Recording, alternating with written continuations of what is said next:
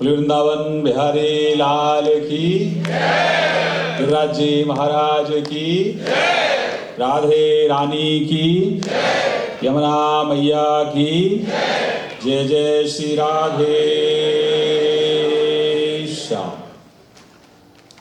पवित्र धाम श्री वृंदावन धाम में देश के कोने कोने से पधारे आप सभी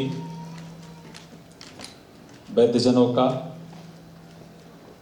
इस सभागार में आप उपस्थित हैं, मंच पर हमारे वरिष्ठ जन उपस्थित हैं।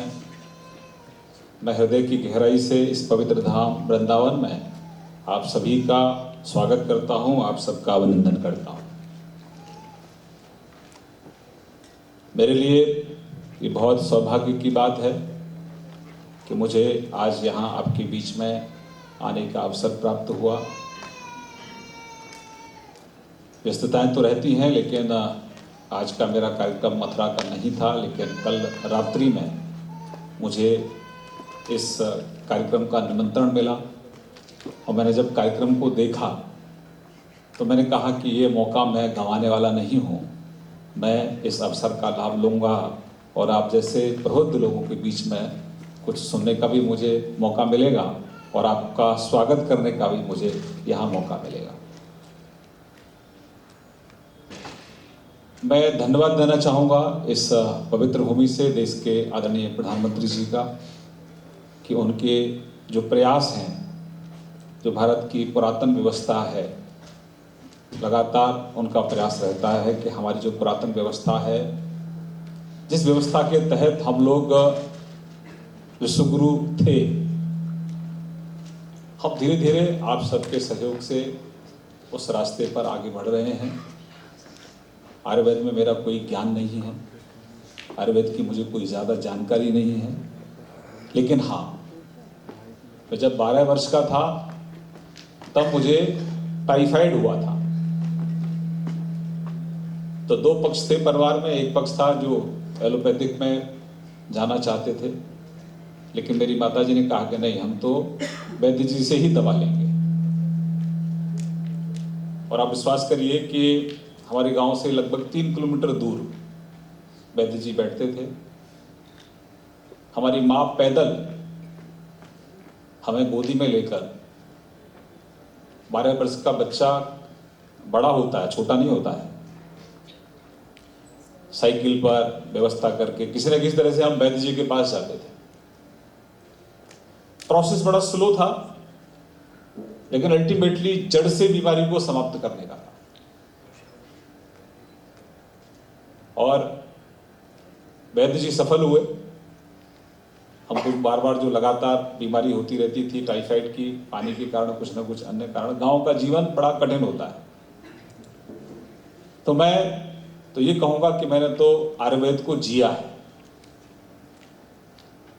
और इसीलिए जिस तरह से पूरे देश भर में एक आप सब लोगों के जो मंच पर विराजमान है, बड़े प्रबुद्ध लोग यहाँ विराजमान हैं।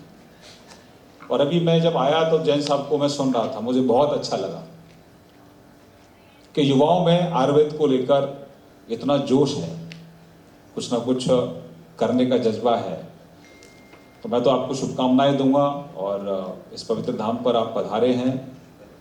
मैं तो बल्कि चर्चा कर रहा था कि बहुत लोग हैं जो आयुर्वेद की तरफ जाना चाहते हैं, लेकिन सरकार के सहयोग से, आप सब लोगों के सहयोग से, सामाजिक संगठनों के सहयोग से हम सब लोग लगातार प्रयासरत हैं कि जो दवाई आप लिखते हैं, दवा लिखते हैं, कई ऐसी जड़ी बूटियां हैं जो पंसारी पर उपलब्ध नहीं हो पाती हैं। मिलावट बहुत होती है, मांगते कुछ है, मिलता कुछ है। तो जो ट्रस्ट कहीं ना कहीं भरोसा होता है ना डॉक्टर को लेकर और दवा को लेकर, तो उसमें कुछ गलत दवा मिल जाने के कारण या सही दवा ना मिलने के कारण या उसमें कुछ मिलावट होने के कारण जितना जल्दी उपचार लाभ मिलना चाहिए, केवल हो सकता है उसमें थोड़ा और विलंब हो जाता है। तो भरोसा लोगों का आयुर्वेद पर खूब बढ़ रहा है, लेकिन सरकार प्रयास कर रही है टॉप टू बॉटम, जो आयुर्वेद में विश्वास करते हैं।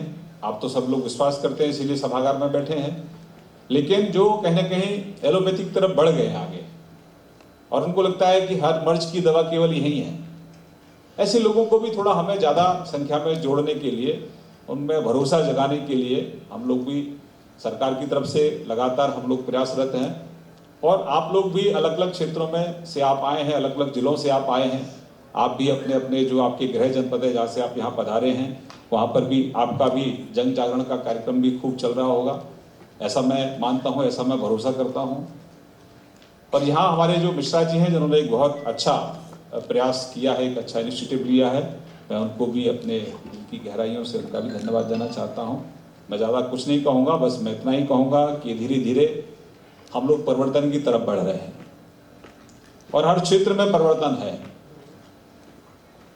जो प्रधानमंत्री ने स्वस्थ भारत की जो कल्पना की है, आज का जो सेमिनार है 2 दिन का, ये उसी दिशा में एक बड़ा कदम है। उन्होंने हर तरीके से स्वस्थ भारत कैसे रहे, स्वच्छता पर वो लगातार काम कर रहे हैं। बैक टू बेसिक, हम अपने जो हमारी पुरातन परंपराएं हैं आयुर्वेद, उसकी तरफ हम लोग बढ़ें। तो मैं मानता हूं कि ये एक और कदम भारत को विश्व गुरु बनाने की तरफ है। जो भारत से कहने के ग्रहण करते थे, उन तमाम मुल्कों ने, उन तमाम देशों ने जो हमारे पॉजिटिव चीज़ें थी, जो हमारी सकारात्मक चीज़ें थी, जिनके दम पर हम लोग आगे बढ़ रहे थे, धीरे धीरे उनको तहस नहस करने का काम किया था।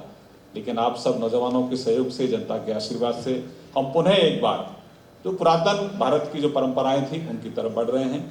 मैं बहुत ज़्यादा समय ना लेकर एक बार पुनः इस सभागार में उपस्थित आप सभी का, मंच पर विराजमान सभी वरिष्ठ जनों का मैं हृदय की गहराई से आपका स्वागत करता हूं, आपका अभिनंदन करता हूं और ये सेमिनार आपका सफल हो। और जैसा कि मिश्रा जी ने बताया कि एक आयुर्वेद कुंभ भी हम लोग यहाँ वृंदावन में लगाने वाले हैं।